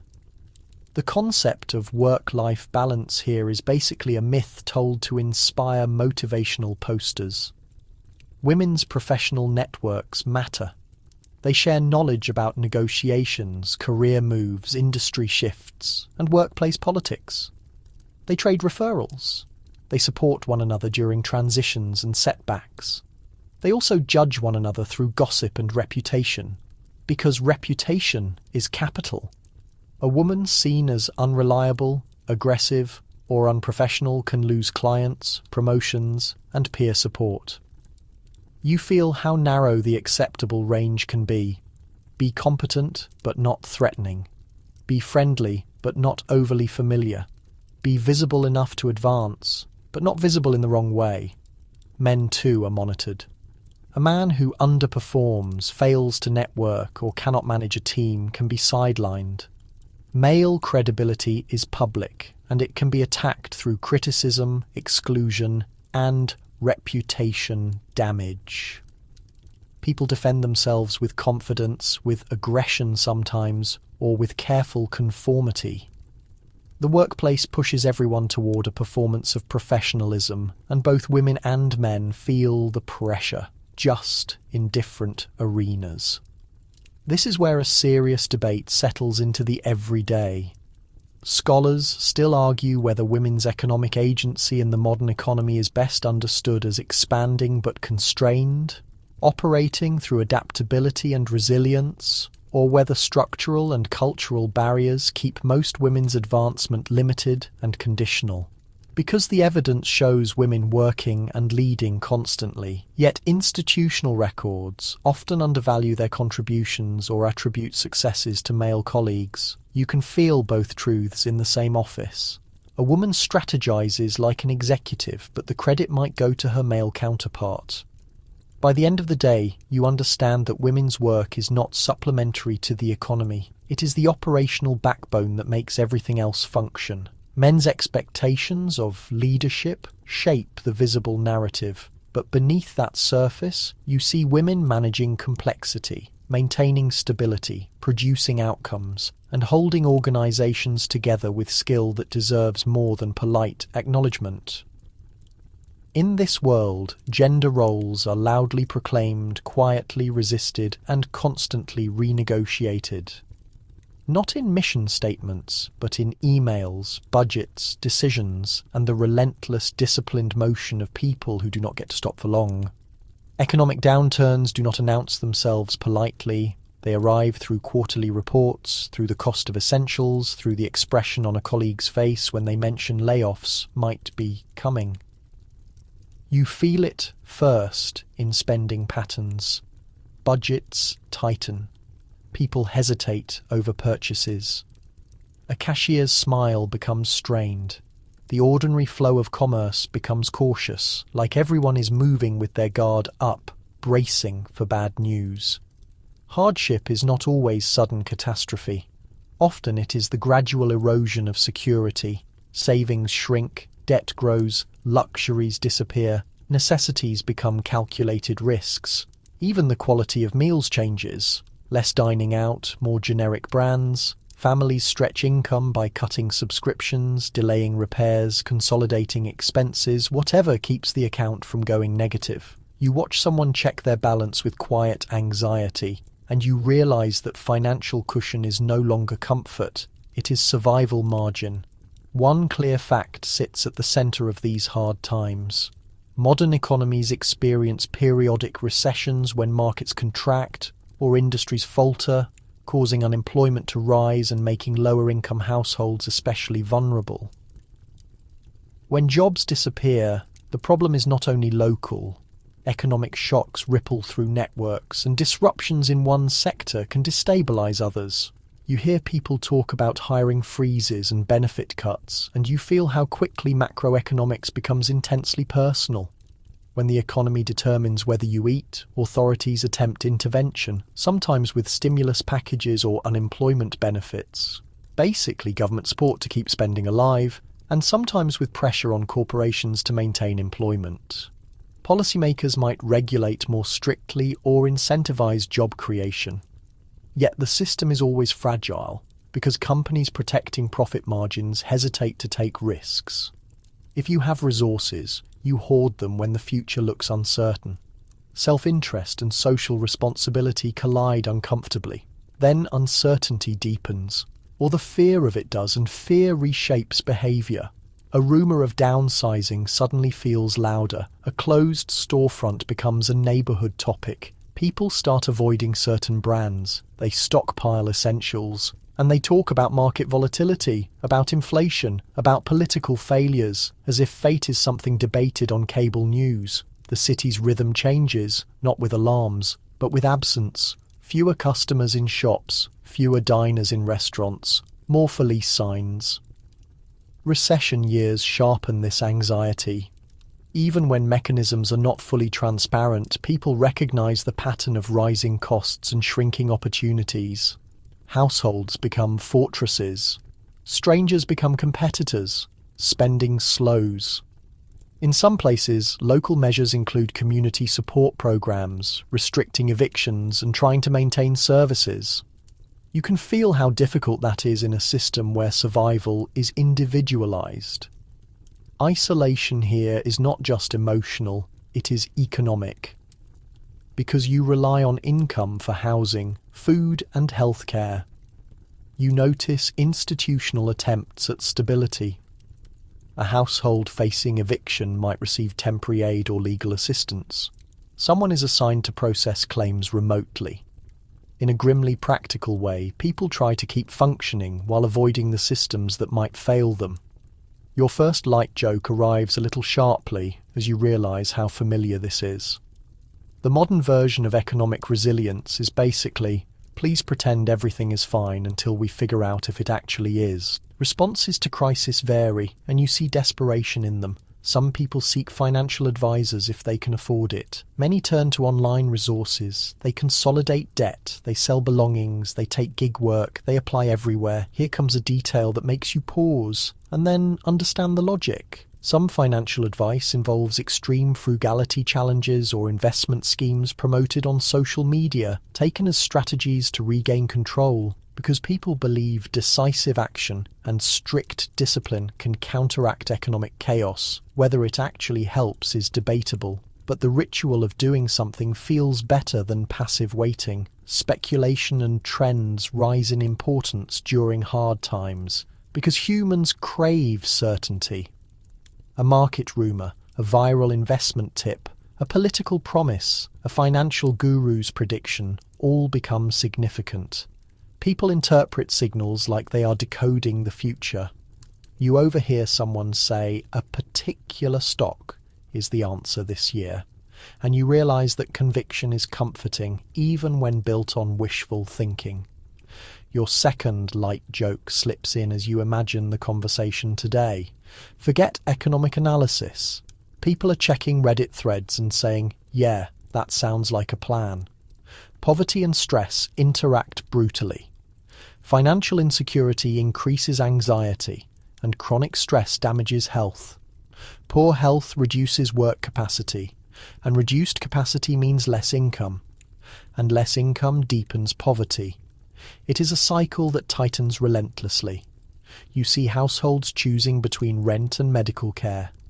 A car repair becomes a crisis. A broken appliance becomes a permanent loss. A minor setback becomes a catastrophic spiral. People who were stable become precarious instantly. Support systems become more visible. Non-profits are expected to help the struggling, and some communities organise fundraisers or mutual aid. Yet charity can also calcify into judgment. People debate who deserves help. Single mothers may receive sympathy. Unemployed men may receive suspicion.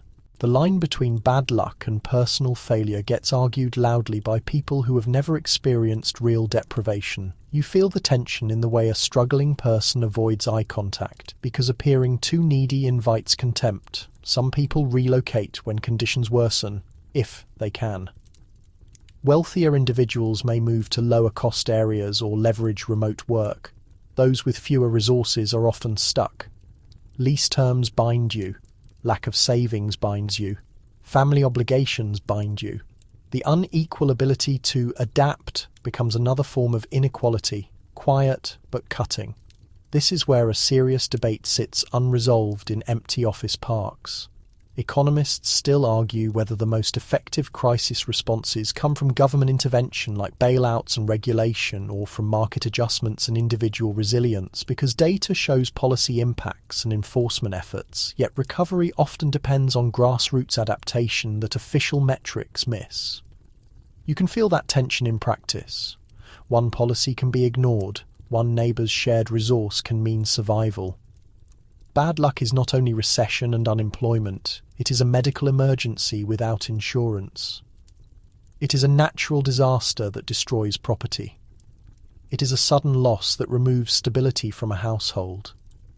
It is an unexpected expense that turns a manageable situation into chaos. People respond by diversifying income streams when possible. They freelance, they sell online, they rent out space, they cut expenses ruthlessly, they maintain connections because a strong network can be a lifeline. You also notice how blame spreads in crisis. Someone claims immigrants are taking jobs. Someone claims corporations are hoarding wealth. Someone claims government is incompetent. Fear seeks targets. Scapegoating is ancient, and it persists, even when dressed in policy language. Authorities might try to counter misinformation, but misinformation spreads faster than fact-checkers can respond. In the middle of this, life still insists on happening. Children still need care. Relationships still form, sometimes hastily, because uncertainty pushes people to seek security. Work still continues, though precarious or diminished. People still seek meaning, sometimes with extra intensity. You hear conversations that sound thinner but more urgent, like people are trying to convince themselves things will improve. Your third light joke arrives quietly as you watch someone maintain optimism while applying for their 10th job this month. Positivity here is not temperament, it is survival strategy, like wearing a seatbelt before driving through a storm. When the crisis eases, it does not resolve cleanly, it leaves scars, debt, loss, empty chairs at holidays, skills atrophied, relationships strained. People remember which friends helped and which disappeared. They remember which institutions were fair and which were predatory. Memory becomes a record of trust. You move through these hard times with heightened awareness. You learn the sound of worry in a phone call. You learn the look of a household rationing groceries. You learn the way people check their phones compulsively, negotiating with uncertainty. Modern life is often described through innovation and progress, but here, in the apartments and break rooms, it is shaped just as much by markets, employment, illness, and the stubborn choices people make when circumstances turn hostile. Night arrives not with ceremony, but with exhaustion. Work ends, commutes happen, doors close. You feel the city shift as daylight fades, windows glowing, streets quieting, and voices moving indoors. The neighbourhood that was vibrant earlier becomes subdued, not silent, but muted, like the whole place is exhaling after holding tension all day. A car passes somewhere, then a siren answers, and the sound travels through the concrete like a pulse. Inside a home, the last tasks are completed with weary routine. Devices are charged, dishes are rinsed enough to be acceptable, bags are packed for tomorrow, clothes are laid out where they will not be forgotten. People check accounts or notifications, not dramatically, just the way you check what matters when you cannot afford to miss something important. A lamp is turned on and its glow feels almost intentional, a small claim of warmth that belongs to you briefly. One clear fact sits in the background of the evening. Domestic routines rely mostly on artificial lighting and climate control, with wealthier households able to afford comfort and poorer homes often conserving energy carefully because costs add up. You watch someone adjust a thermostat and hesitate, making the setting just tolerable. You notice how people position themselves to conserve resources. Bodies gather near warmth. Lights stay off in unused rooms while activity clusters where it is lit, working, scrolling, eating while the rest of the space stays dim. The evening meal is simpler than elaborate cooking shows suggest. For many, it is leftovers, takeout, something microwaved, maybe a salad, maybe pasta. People eat with relief more than pleasure. A family gathers loosely. A roommate eats alone in their room. A child zones out mid-bite and gets reminded with tired patience. The home is both active and slow, like the day's momentum is draining through small automatic rituals. You hear talk because talk fills the quiet. People discuss work, news, plans, money, and the small conflicts that occupy a mind. Complaints get repeated, advice is offered again. Someone makes a joke at someone else's expense, again. Then the conversation shifts toward anxiety because night invites it. It is harder to distract yourself when movement stops and you can hear your own thoughts. A detail appears in the way people prepare for rest.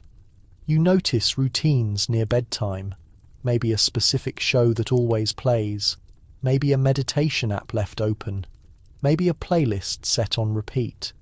The home becomes a controlled environment, not only against intrusion and discomfort, but against the mental noise. Night feels different here. Without constant stimulation, quiet is heavier. People treat it with care. They lock doors, they set alarms, they double-check things. You do not dismiss it because you understand the logic. When you cannot control outcomes, you control what is within reach. You also see how the household organizes itself for rest. The main bedroom belongs to those who can claim it. Others sleep on couches, in smaller rooms, or share space with roommates. People sleep in comfortable clothes or whatever is clean.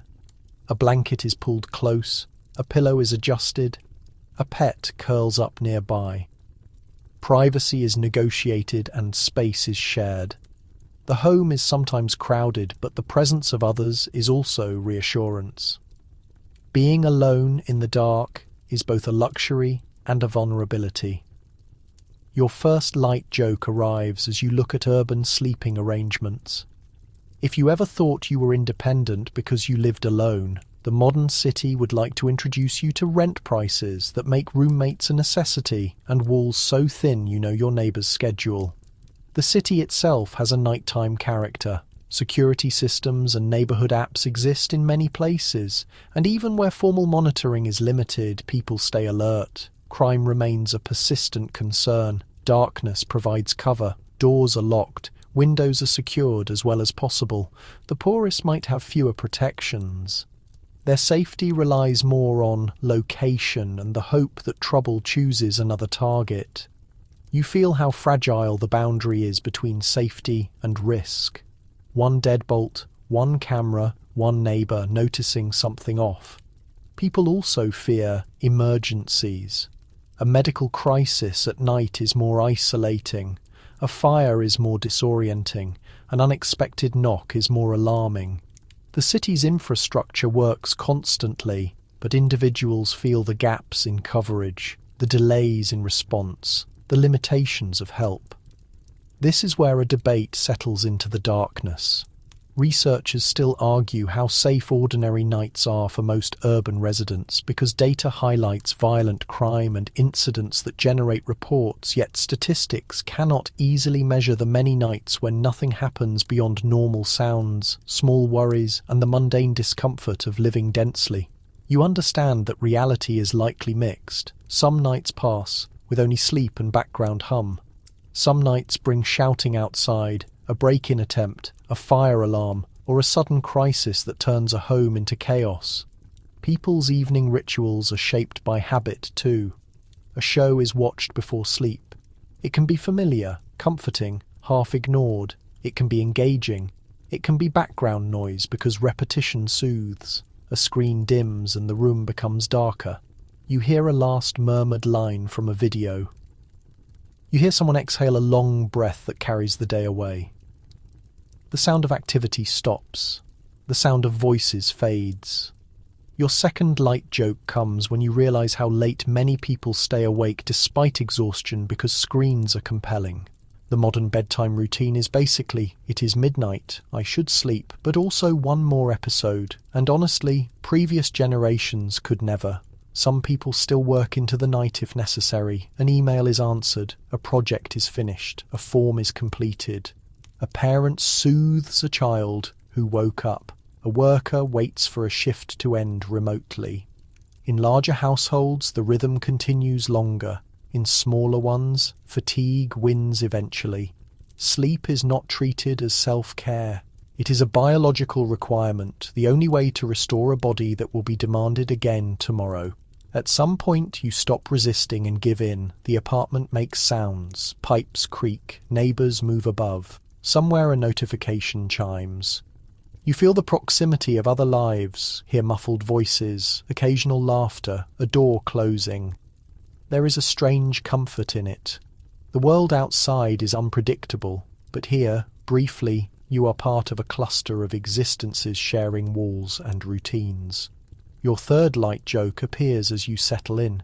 You have never been more aware that privacy is theoretical because the soundtrack includes footsteps overhead, a bass line through the wall, and one mysterious hum that never stops.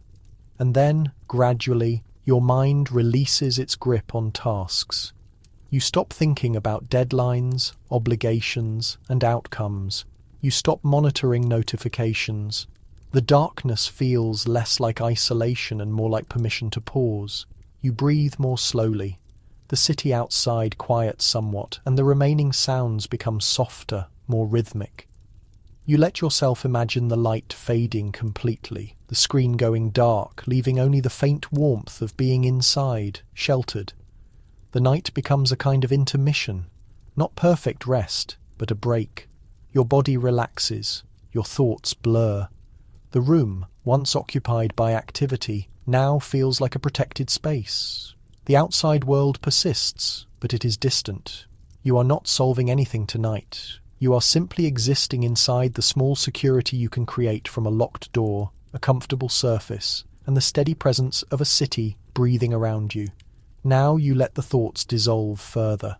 Softer awareness, fewer sharp edges. You feel tension leaving your shoulders, your jaw unclenching. The sounds become ambient, like static. The worries recede. Even the discomfort feels less pressing because you are wrapped in familiarity, in stillness, in the quiet rhythm of rest arriving. You do not need to achieve anything here. You do not need to perform. You only need to let the night do what it does. You listen to the last faint hum of the building and the silence that follows. Your breath becomes slower, deeper. The city holds its pattern. The dark is not threatening. It is neutral. You drift, and the image that lingers is simple. A light switched off, a room full of quiet breathing, and a modern night settling gently over the buildings like soft fog. Not ominous, just present, just there, holding everything until morning.